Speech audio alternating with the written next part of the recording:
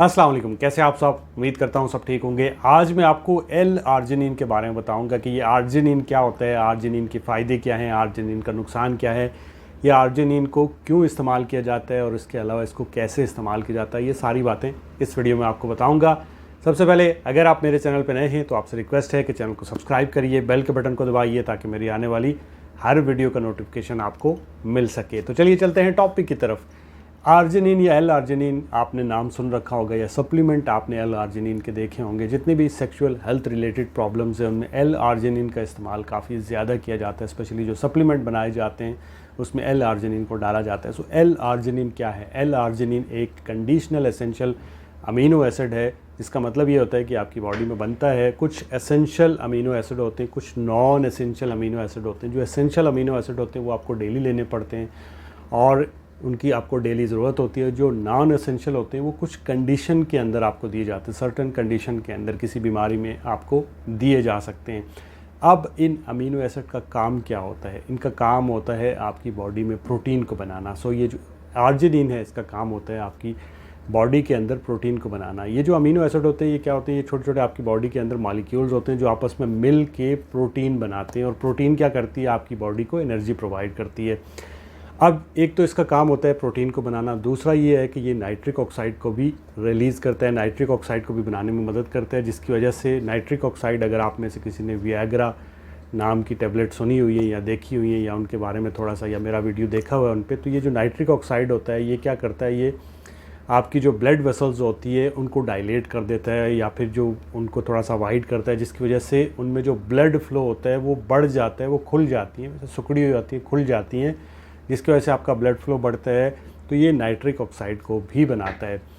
अब ये जो आर्जिनिन है ये आपकी बॉडी के अंदर भी बनता है, आपकी स्मॉल इंटेस्टाइन में बनता है, आपकी किडनीज़ के अंदर बनता है। जितनी आपकी बॉडी को रिक्वायरमेंट होती है उतना ये वहाँ पे बनता है। इसके अलावा कुछ आप खाने से भी लेते हैं और इसके अलावा जो आप सप्लीमेंट की सूरत में मार्केट से ख़रीदते हैं उसे एल आर्जिनिन कहा जाता है। अब अगर हम एल आर्जिनिन के फ़ायदों की बात करें तो सबसे पहले तो ये ऐसे मरीज़ों को दिया जाता है जिनको चेस्ट पेन रहती है, जो एंजाइना के पेशेंट होते हैं उनको ये दिया जाता है।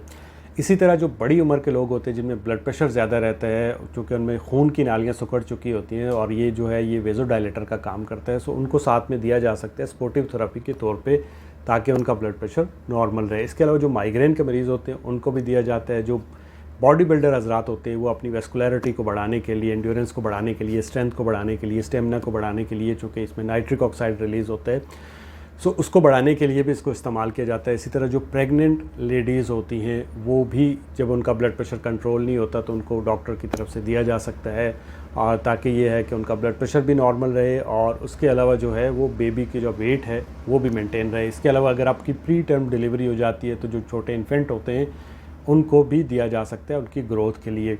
इसके अलावा ये इरेक्टाइल डिस्फंक्शन के लिए भी इस्तेमाल होता है। जितने भी आपको सेक्सुअल हेल्थ से रिलेटेड सप्लीमेंट मिलेंगे मोस्टली उनमें एल आर्जिनिन आपको देखने को मिलेगा। और जब किसी को इरेक्टाइल डिस्फंक्शन की प्रॉब्लम होती है तो ये डॉक्टर्स जो होते हैं वो मोस्टली कॉम्बिनेशन में देते हैं। जैसे आपको एल आर्जिनिन देंगे, साथ में जिंक भी दे देंगे, इसी तरह एल आर्जिनिन देंगे तो साथ में CoQ10 दे देंगे।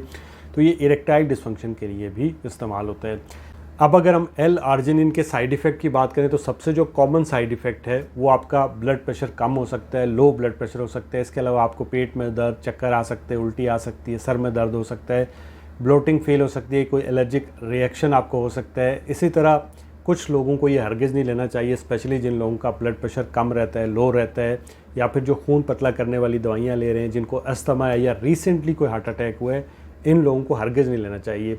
आप इसे नेचुरल सोर्स से ले सकते हैं। जैसे जितनी भी प्रोटीन बेस्ड फूड होते हैं उनके अंदर बहुत अच्छी क्वांटिटी के अंदर होता है। जैसे आप गोश्त खा लेते हैं तो आपको ये मिल जाता है। अगर आप चिकन खाते हैं, चिकन में भी जो चिकन ब्रेस्ट है उसके अंदर बहुत ज़्यादा क्वांटिटी के अंदर मौजूद होता है, सो आप वो ले सकते हैं। फ़िश ले सकते हैं, फ़िश से आपको मिल जाता है। इसी तरह अगर हम नट्स की बात करें तो आपको बादाम से मिल जाता है, काजू से मिल जाता है, पीनट बटर में बहुत अच्छी क्वांटिटी के अंदर मौजूद होता है। इसी तरह अगर हम सीड्स की बात करें तो पंपकिन सीड्स के अंदर मिल जाता है। वैसे तो सारे सीड्स के अंदर ही होता है लेकिन पंपकिन सीड्स के अंदर आपको ज़्यादा देखने को मिलता है। इसी तरह जो डेयरी प्रोडक्ट्स हैं, दूध है, दही है, अंडा है, ये सब आप ले सकते हैं। सब में से आपको नेचुरली एल आर्जिनिन मिल जाएगा। सो आपको आर्जिनिन के सप्लीमेंट लेने की ज़रूरत नहीं है। स्पेशली अगर आपकी उम्र कम है। अगर हम इसके डोज की बात करें तो 3 से 6 ग्राम आप पर डे इसको ले सकते हैं, इससे ज़्यादा आपको नहीं लेना होता है। मार्केट में जो इसकी टैबलेट है वो 100 मिलीग्राम के अंदर, 500 मिलीग्राम के अंदर आती हैं। सो उसको लो डोज में हमेशा जो है वो स्टार्ट किया जाता है। सो ये तो था एल-आर्जिनिन के बारे में। होप्स हो कि आपको वीडियो अच्छी लगी होगी और आपकी मालूमात में इजाफा हुआ होगा। दुआओं में याद रखिएगा, चैनल को सब्सक्राइब करिएगा। अल्लाह हाफ़िज़।